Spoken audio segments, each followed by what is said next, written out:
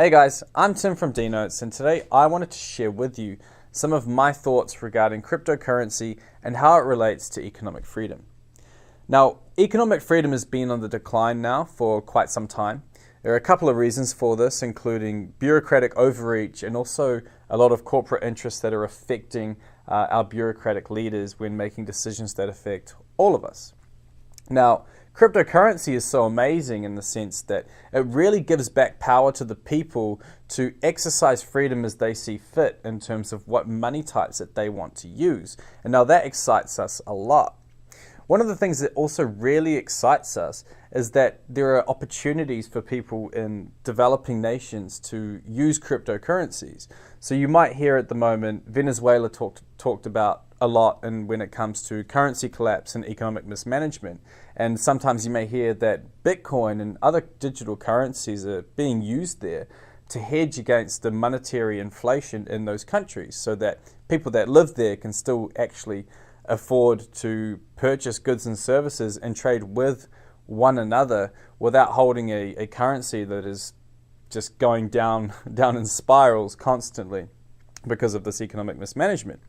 Now, if you extend that a little bit further, there are actually 2.2 billion people on this planet right now, according to the World Bank, who do not have bank accounts. There are about two main reasons that I can think of for this. The first one is that the cost of creating and then maintaining a bank account is quite significant, and for some of these people it could be as high, the fees could be as high as half of their yearly wages. So that's a major stumbling block.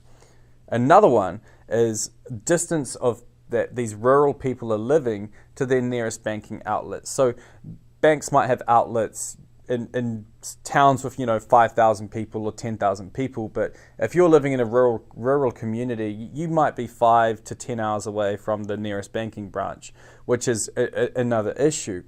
But the really cool thing about cryptocurrency is that you don't need to worry about any of these things. It is global. It can be used anywhere in the world. It doesn't cost anything to create a wallet. You have access to global markets instantly. So that's like a major advantage, and it doesn't really matter where you live. All you need is the internet and a mobile device, which are becoming extremely affordable. You could even have one person in a village sharing their connection with the entire, like one village could basically just have one mobile phone with a whole bunch of wallets on it, or the access to the internet via satellite or whatever other means. The technology now allows this for the most part. And then they have access to an entire global world that they can do trade with. And we can also do trade with them.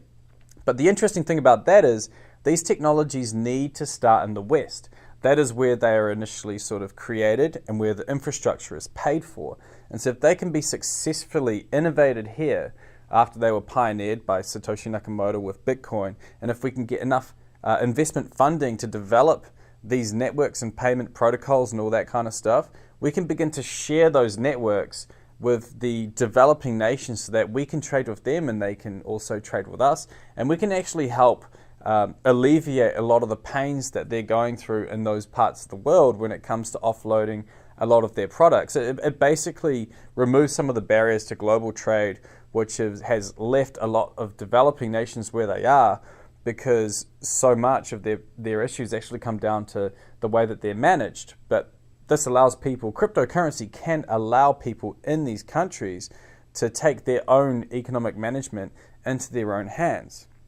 So from this perspective, we can kind of foresee that currency, or the choice to use whatever currency that you like, will be seen as much of a human right as the way that we currently view our right to a fair trial.